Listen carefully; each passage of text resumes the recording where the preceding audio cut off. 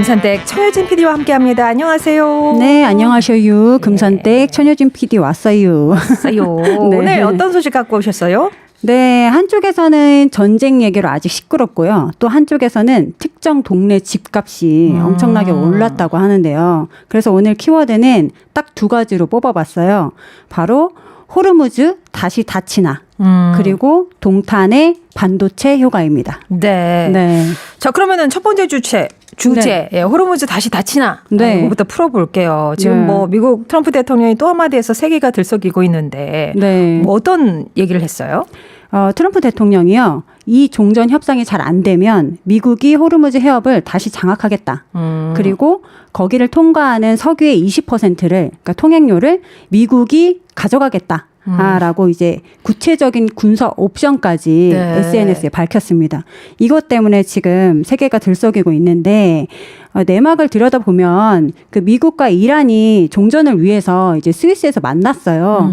지난번에 저희가 이제 전쟁을 끝난다는 소식을 이렇게 전해드리면서 장밋빛 전망을 막 전해드렸잖아요. 그랬네요, 지난주에. 네. 그런데 이게 생각보다 뚜껑을 열어보니 굉장히 잡음이 많이 나오고 있어요. 그리고 살벌합니다. 일단 미국 벤스 부통령이랑 이란의 갈리바프 의장이 그 종전 양해 각서를 한 거를 이제 이행을 해야 되니까 구체적인 내용을 조율을 하려고 협상을 시작을 했거든요.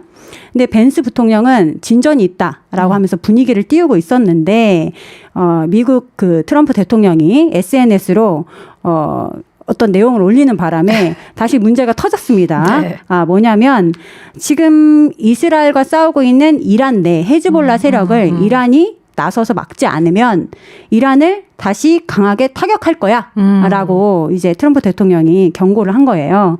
여기에 한술 더 떠서 이 종전 협상 안 되면 호르무즈 해협 장악할 거야. 그리고 여기 지나가는 석유의 20%는 미국이 가져갈 거야. 라고 밝히면서 그 이란의 대표단이 강하게 반발을 했어요. 그리고 협상장을 박차고 나갔다고 합니다. 보도에 따르면. 네. 그런데 다행스럽게도 아직까지 스위스를 떠나진 않고 있고 다시 재협상을 할 거다라는 전망이 나오고 있는데요. 네. 어쨌든 이란은 트럼프 대통령의 발언에 반발해서 그러면 호르무즈 해협을 다시 재봉쇄하겠어. 라고 이제 카드를 내밀었고요. 이제 협상 기간이 60일인데 그 기간 내에 이렇게 대화가 잘 안 되면 호르무즈 해협을 다시 닫겠다라고 지금 이란은 또 강경하게 나오고 있어요.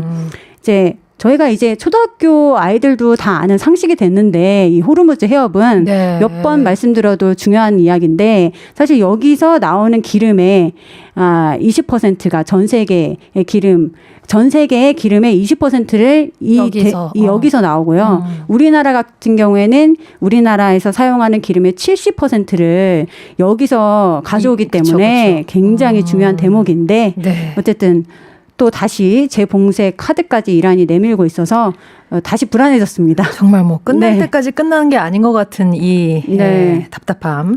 특히 이제 기름을 수입하는 우리나라로서는 이 호르무즈가 진짜 중요한 길목인데 일단 미국과 이란이 뭐 선박 통행과 관련한 메커니즘을 마련하기로 이제 합의한 상황이긴 하니까 좀 믿어보고 어떤 내용이 구체적으로 나올지 좀 지켜보겠습니다. 그나저나 이제 기사를 보니까 이렇게 뭐 국제 기름값은 한 달 전보다 30%나 떨어졌다고 하는데. 우리 동네 주유소는 안 그렇던데 우리 동네만 그래요? 아니에요. 제가 어제 용산 지나가는데 용산의 주유소도 뭐 경유나 휘발유가 2,000원 다 넘었고요. 2,040원대 아니면 2,050원대더라고요. 그러니까 이제 기름값이 그래도 지난주만 해도 이제 전장 끝난다고 하니까 국제 유가는 많이 내려갔다라는 기사가 많이 나왔는데 왜 우리 동네 주유소 기름값은 안 내려가지? 이렇게 생각이 들 수밖에 없잖아요. 근데 그 이유가 세 가지가 있어요. 첫 번째는 이제 시간 차이 때문인데요. 이제 정유 회사가 이 기름을 배로 실어 와서 정제를 하는 과정이 필요하거든요. 그 기름 그대로 쓸 수 없으니까 차에 넣을 수 있는 기름으로 다시 정제를 해야 되잖아요. 그 기간이 필요하고 동네 주유소도 예전에 비싸게 사둔 그 기름을 다 팔아야 가격을 내릴 수 있기 때문에 이 시차가 있습니다. 그래서 이 과정이 한 2주에서 3주 정도 걸리는데 그걸 반영하면 진짜 가격이 내리는 거는 7월 중순이 돼야 체감할 수 있다. 이런 분석이 있고요. 두 번째는 환율 때문입니다. 환율. 네, 기름은 달러로 사잖아요. 그쵸. 근데 지금 환율이 너무 많이 올랐어요. 그러니까 기름값 자체는 싸졌지만 원화로 바꾼 실제 체감 가격이 비싸기 때문에 환율이 높기 때문에 사실은 그렇게 체감이 안 되는 거죠. 네. 그리고 마지막으로 이제 정유사들이 그동안 기름값 여기 이상으로 올리지 마라고 해서 정부가 최고 가격제 지정을 했었잖아요. 네. 그래서 그동안에는 정부 눈치를 보느라고 우리 가격을 낮췄었는데 이제 기름값이 떨어져도 그동안 우리가 눈치 보느라 내린 가격의 손해를 우리는 이번에 채워야겠어. 만회해야겠어. 네, 그러면서 굉장히 천천히 내리거든요. 그래서 이 세 가지 이유 때문에 이 동네 주유소 가격은 동네 주유소에서 파는 기름 가격은 쉽게 떨어지지 않고 있습니다. 네. 어쨌거나 1차적으로는 7월 중순까지는 좀 더 기다려 봐야 되겠네요. 네, 맞습니다. 상황이. 자, 이제 국내로 눈을 돌려보면 네. 경기도 동탄 지역이죠. 아까 네, 막 난리가 났다는 지역이. 맞습니다. 엄청나게 뛰고 있다는데 무슨 네. 일이 있었던 거예요? 자, 지금 경기도 화성 동탄 신도시의 그 부동산 가격이 굉장히 심각합니다. 이게 수치로 보면 더 뚜렷한데요. 지난달에 동탄의 아파트 매매 계약이요. 1,355건이었어요. 그런데 이게 그 전달보다 30% 이상 늘어났다고 합니다. 늘어난 수치인데요. 이제 가격도 폭주를 하고 있는데 이게 숫자로만 봤을 때는 체감이 잘 안 되는데, 그러니까 2.22%가 상승을 했다. 전주에도 1.98%가 상승했다. 이런 기사들이 쏟아졌는데 이게 2주 연속 전국 최고 상승률이래요. 집값에. 그래서 이 동탄이 지금 아주 불타오르고 있는데, 근데 배경이 반도체 대기업.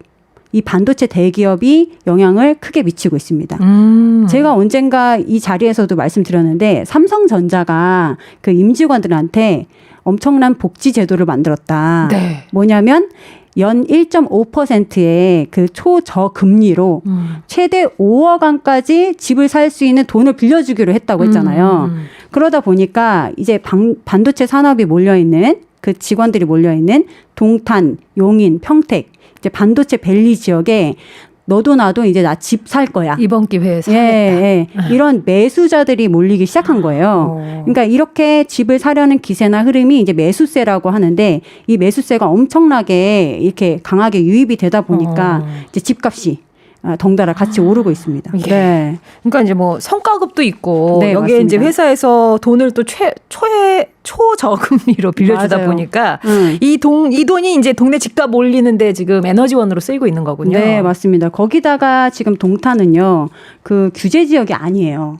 갭 맞아요, 투자가 동탄. 가능합니다. 그래서 이제 일반 투자자들까지 지금 안 사면 평생 집 못 산다. 라는 불안감에 전세를 끼고 집을 사는 갭 투자.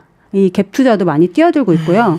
이게 집값이 계속 오를 것 같으니까 이른바 이제 계약 해제 현상도 지금 계속 나오고 있는데 원래 이제 부동산 계약을 하면 집주인이 이 계약을 먼저 깰 때 네. 집을 들어오겠다고 한 사람한테 계약금 받은 거를 2배로 물어줘야 되잖아요. 2배밖에 안 되나요? 2배로 일단은 물어줘야 된대요. 근데 이걸 물어주더라도 나는 더 비싸게 집을 팔 거야. 라고 하면서 계약을 해제하기 시작한 거예요. 그래서 이게 이익이라고 판단을 하는 거죠. 그러다 보니까 지난달에 동탄의 계약 해제 건수만 82건으로 전달보다 70%나 증가를 했대요. 예. 네. 근데 이게 무서운 게 또 뭐냐면 이제 아직 성과급은 안 나왔거든요. 네. 내년 초에 성과급이 나오기 때문에 이게 잠깐 이런 현상이 아니라 계속해서 내년까지 이어질 수도 있다라는 우려가 나오는 거죠. 돈이 앞으로 더 많이 그쵸. 생길 거기 때문에 사람들은. 거니까. 네, 그래서 정부가 이 골든타임을 놓치기 전에 이걸 잡는 골든타임을 놓치기 전에 동탄 지역 그 부근을 규제 지역으로 다시 지정해야 되는 게 아니냐 이런 말이 나와서 지금 긴급하게 검토를 하기 시작했다고 합니다. 예. 정말 한쪽에서는 기름값 이거 리터당 얼마 올라가고 이거에 너무 예민할 네. 정도로 힘든데 또 한쪽에서는 이 대기업 호황 때문에 특정 동네 집값이 또 폭등하고 있다고 하니까 이러면 또 이제 뭐 빈부격차, 양극화 이런 것도 맞아요. 걱정하게 되잖아요. 네. 근데 우리나라 경제는 이미 빈부격차가 많이 심해진 것 같긴 한데요. 그래서 앞으로 이제 60일 동안 미국과 이란이 어떻게 협상을 하느냐, 이게 우리나라의 하반기 물가 안정의 열쇠가 될 것 같고, 정부에서는 이제 특정 대기업의 복지 자금이 이제 부동산 시장을 이렇게까지 흔들 줄은 사실 예상을 많이 하셨는지 모르겠는데, 앞으로 빠르게 대책을 좀 마련해야 되지 않나라는 생각이 듭니다. 네.